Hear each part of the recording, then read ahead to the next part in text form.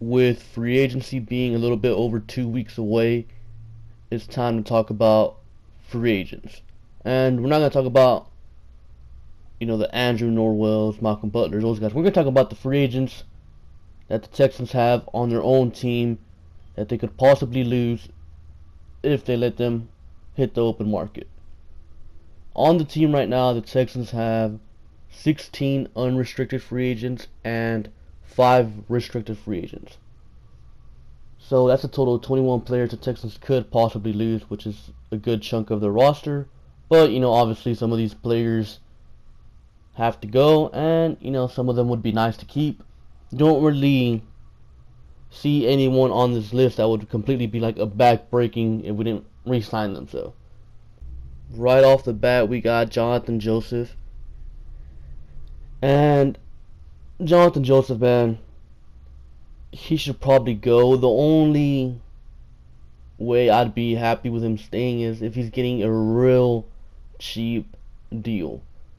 Probably like a 1 year, $2 million, $3 million at max deal, and to be the number 2 corner. Not the number 1, because he can't be that guy anymore.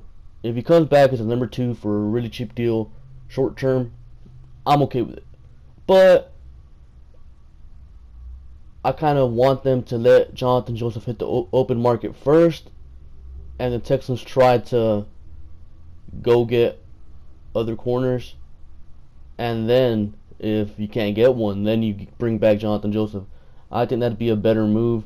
Let him test the market, see if we can get anyone else to replace him, because yeah, he's just not getting the job done anymore. Then we got Chris Clark, left tackle. It's a tough situation with Chris Clark, man, because he's not good, but he'd be a good backup. He'd be good depth. And if Davenport doesn't take steps, and you could throw in Chris Clark at left tackle. And Chris Clark is, I'd say, mediocre at left tackle, but mediocre is still better than terrible. It'd have to be a really cheap deal. I mean, right now, or last year, he was making $3 million, so cheap deal might not come. So you might have to part ways with Chris Clark, and wouldn't really be all too sad about that. Again, if he comes back, I would really just like him to be kind of like a depth piece, like what if someone gets hurt type of thing. Next, we got Marcus Gilchrist. Yeah, he can walk. Breno Giacomini, he can walk. Marcus Williams. Now, Marcus Williams, last year he was making $2.7 million, and I feel like he did a good job being, that number 4 corner. And I feel for a number 4 corner, he's probably worth that. I mean, he's not someone you would want to throw out there each and every play, but he is someone that, if, I don't know, say one of your corners gets hurt during a game, you could throw in Marcus Williams for, a few plays till that corner gets back. Obviously not someone you want to see starting, but someone who wouldn't worry you if he was out there in case of an emergency. I will definitely bring him back. Next, we got Shane Lechler.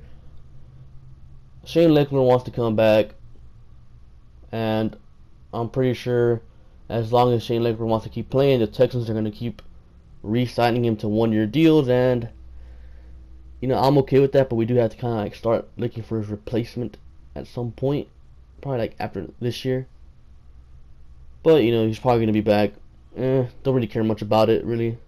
Xavier Suafilo, a lot of people are going to say he's got to go, but I think it'd be a good idea to keep him for really cheap, to be a backup, and to be that extra 6th offensive lineman on obvious running situations.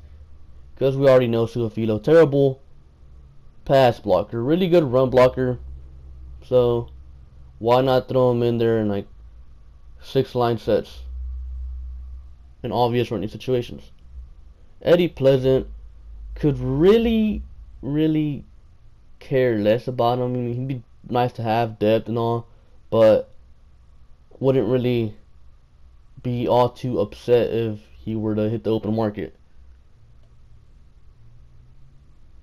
Jordan Todman, he's got to go.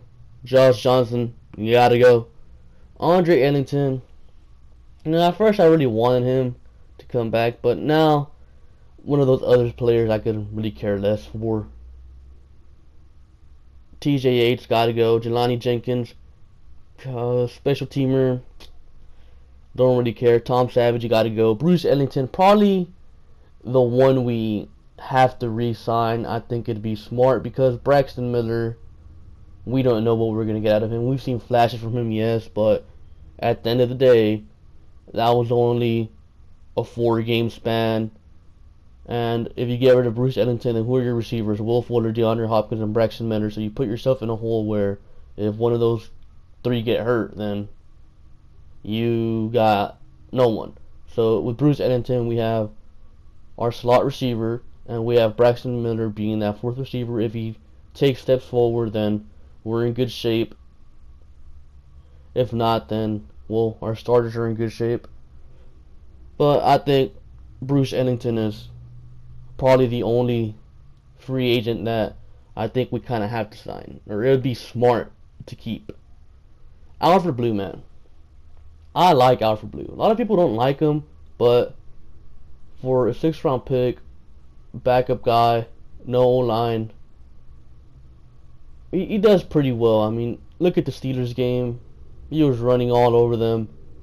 Imagine Alfred Blue behind a good line. And there's rumors that Lamar Miller might be gone. And this was really started by the Texans ESPN reporter, so it's not really rumors, it's really like speculation. Or not even speculation really, it's just a suggestion that the ESPN Texas reporter made. So I wouldn't really run with that news. Sounds like fake news to me. But Alfred Blue would be good to have. But I'm pretty sure Blues didn't want to go play somewhere, somewhere like with the Giants. So someone that has, where he has an actual chance to be, their starting running back. Because I feel like Blue can possibly be a starting running back in this league. He's shown certain games that he can do some stuff. And maybe with a good offensive line, he can really do some stuff. Now we got some restricted free agents, and I really only care about 2 of them. And if you don't know what a restricted free agent is, it's pretty much a free agent that you could put a tender on him, either a 2nd round or 3rd round, and that tender is worth, a certain amount of money. And if a other team wants to outbid you and the Texans don't want to match that offer, the Texans could let that free agent walk, and then the Texans get a pick for it. So like, for example, say, I don't know, let's just say Greg Max was a restricted free agent this year. Let's say the Texans place a 3rd round tender on him, and then the Bills, who need a center, they outbid the Texans for him. The Texans choose not to match that offer. Okay, then the Bills get Greg Max, and the Texans get a 3rd round pick from the Bills. So, yeah, so our first restricted free agent, Ben Heaney, I mean, don't keep him, just let him walk. I mean, don't really care about him. Angelo Blackson, really impressive guy. I would make efforts to keep him. He kind of impressed in his limited time. He could turn into something, man. Keep him. Kobe Hamilton, he can walk. Brian Peters, he can walk. Now, Greg Max.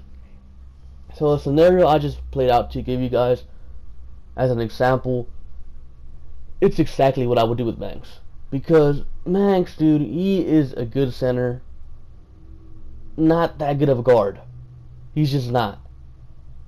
And at this point, he'd just be wasted talent here, being a backup center. Might as well put a 3rd round tender on him, and we could even put a 2nd round tender on him if we really feel like we could possibly get something worth that much for him. I think some people gotta understand, in the NFL right now, there's an offensive line problem. teams need offensive line players. Greg Max is a good center, and he'd probably start for another team. He won't start here because we got Nick Martin, who is better. Maybe if the Texans were to, I don't know, move Nick Martin to guard and then leave Greg Max at center, then maybe we'd be able to keep him. But I just don't see them doing that, so why not put a tender on Greg Max and get an extra pick? So those are my thoughts on the Texans free agents to be. I'll be back this Friday with another mock draft, and then next Monday we'll take a look at the real free agents. So with that being said, make sure to like, comment, and subscribe. Thank you for watching, and I'll catch you guys later. Peace.